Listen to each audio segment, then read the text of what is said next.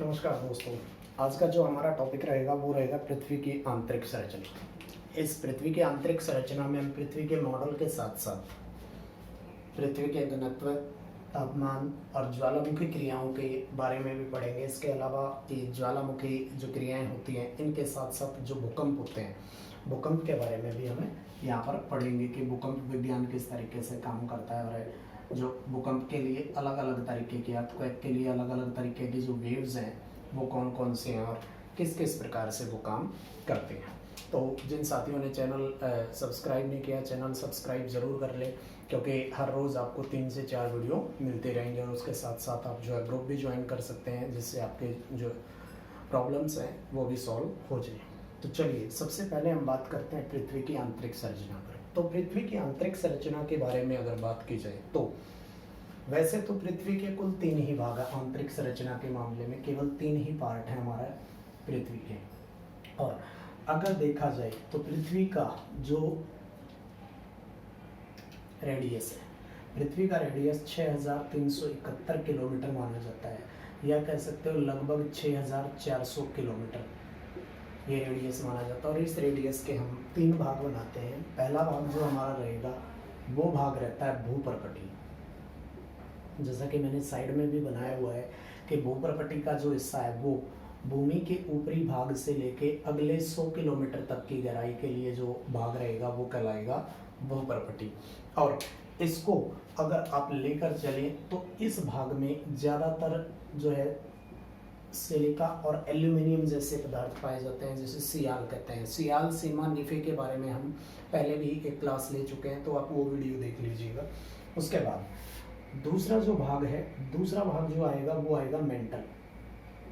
और मेंटल जो है वो मिडल पार्ट है, जिसकी गहराई आगे 2900 किलोमीटर तक है, 2900 किलोमीटर तक की गहराई है। और जैसे जैसे पृथ्वी के अंदर जाते जा रहे हैं वैसे वैसे पृथ्वी में तापमान की वृद्धि होती जा रही है और ऊपरी जो चीज़ें हैं वो बहुत ज़्यादा ठोस हैं, फिर धीरे धीरे ठोस और द्रव दोनों, और लास्ट स्टेज आते आते वो चीज़ें जो पूरी तरीके से क्या हो जाएंगी, द्रव हो जाएंगी। उसके बाद अगला जो हिस्सा आता है वो कोर का आता है। लास्ट तक जो हिस्सा है, ये वाला हिस्सा, ये कोर का हिस्सा है। और कोर के हिस्से को हमने 2 भागों में बांटा हुआ है। 2 भाग कौन कौन से? पहला आता है आपका बाह्य कोर, जिसको आप बाह्य कोर बोलते हो। इसकी जो गहराई है वो 5150 किलोमीटर तक है।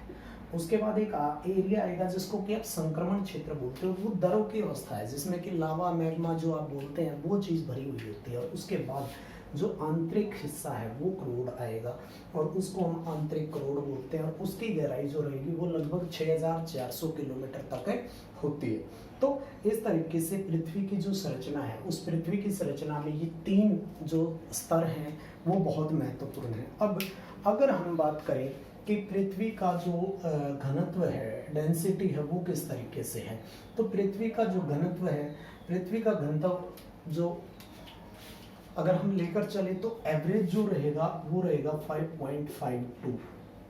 पृथ्वी का जो औसत घनत्व है 5.52 है, लेकिन जो ऊपरी हिस्सा है, ऊपरी हिस्से का जो मिनिमम की बात करें तो वो 3.0, और मैक्सिमम की अगर बात करें तो हम 12.2 तक है। तो ये जो चीज़ है, इस चीज़ को हम यहाँ पर हम बात करेंगे तो एवरेज डेंसिटी ऑफ अर्थ जो है 5.52 है।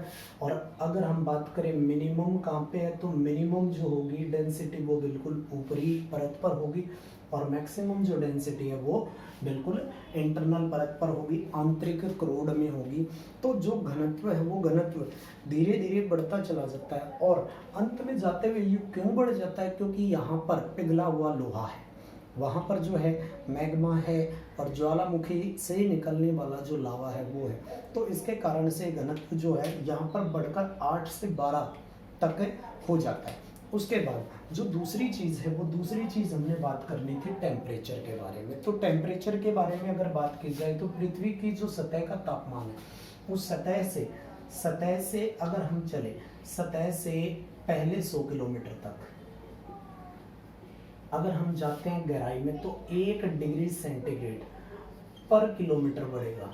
मतलब हर 1 किलोमीटर पर गहराई में जाने के बाद 1 डिग्री सेंटीग्रेड जो टेम्परेचर है वो बढ़ जाता है। उसके बाद अगर हम चले कि अब जो आएगा, अब हर 300 किलोमीटर पर, हर 300 किलोमीटर पर यही टेम्परेचर 12 डिग्री सेंटीग्रेड बढ़ता जाएगा। हर 300 किलोमीटर 12 डिग्री सेंटीग्रेड बढ़ता हुआ जाएगा। और अब एक समय के बाद यह सिचुएशन आ जाती है कि अब यही तापमान जो है ये 3000 तक तो इस गति से बढ़ेगा, लेकिन 3000 के बाद यह तापमान बहुत अंदर गहराई तक जाते जाते, और जो क्रोड का तापमान है वो क्रोड का तापमान लगभग अगर देखा जाए तो 2000 डिग्री सेंटीग्रेड तक हो जाता है।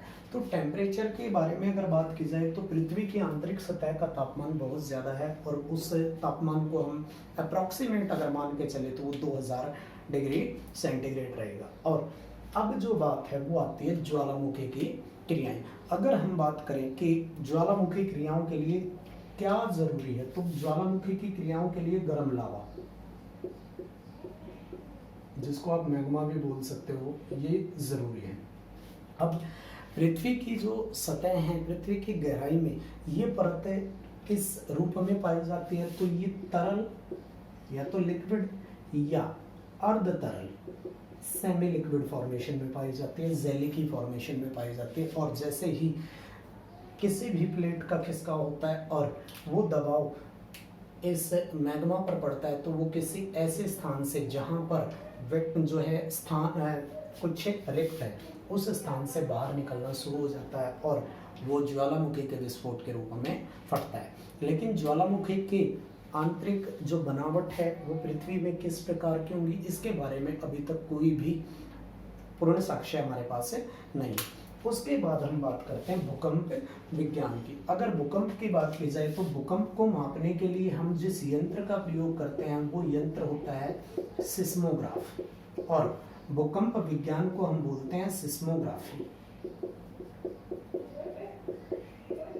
सिस्मोग्राफ और सिस्मोग्राफी। अगर हम सिस्मोग्राफ की बात करें तो पृथ्वी पर भूकंप आते किस तरह के हैं। पृथ्वी की जो सतह है वो प्लेटों के रूप में बनी हुई है। जब कोई प्लेट एक दूसरे के ऊपर से या साइड से खिसक जाती है तो लगने वाला जो झटका है वो झटका क्या कहलाएगा, सिस्मोग्राफ से मापा जाएगा, और उसको हम क्या कहेंगे, भूकंप कहते हैं। जो दोलन होता है वो दोलन अलग अलग तरीके होता है, और दोलन की जो तरंगें होती हैं, जो वेव्स होती हैं, उन वेव्स को हम 3 भागों में बांटते हैं। 3 भाग कौन कौन से रहेंगे हमारे पास। पहली आएंगे हमारे पास पी तरंगे, पी वेव्स। उसके बाद दूसरी जो हमारे पास आती है वो आती है एस तरंगे। पहली प्राइमरी, दूसरी एस से जो होती हैं वो सेकेंडरी होती हैं, और तीसरी जो आती है वो आती है हमारे पास एल तरंगे, जो कि रिलेटेड टू लैंड मतलब भूमि से संबंधित है, वो धरातल की तरंगे होती हैं। सबसे पहले मैं बात कर लेता हूँ पी वेव्स की। पी वेव्स को हम बोलते हैं प्राथमिक तरंग। और प्राथमिक तरंग जो होती है, प्राथमिक तरंग होती कहाँ पर है, जिस स्थान से जो भूकंप का इस वाली तरंग को हम किस रूप में मान के चलेंगे, ये वाली जो तरंग है ये हमारी किसके तरीके चलती है, ध्वनि की तरंग के तरीके से चलती है। और ध्वनि किस तरीके गति करती है, ध्वनि इस तरीके गति करती है कि उसको एक माध्यम भी चाहिए और वो अप डाउन की फॉर्मेशन में गति करेगी।